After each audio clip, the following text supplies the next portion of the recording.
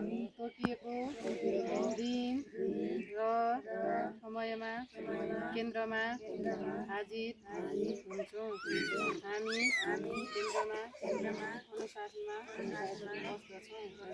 समूह सदस्य तथा विपक्ष लघुवित्त वित्तीय संस्थाको सुरक्षा गर्छौँ।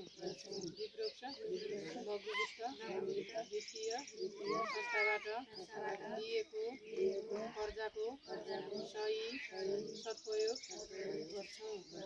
हामी आफ्नो समाजमा एक आपसमा मेलमिलाप राख्छौँ। कसैलाई आपद विपद परेमा सहयोग गर्छौँ। हामी हाम्रो समूहमा आबद्ध तथा केन्द्रका कुनै सदस्यले कर्जा नतिरे सबै मिलेर तिर्छौँ।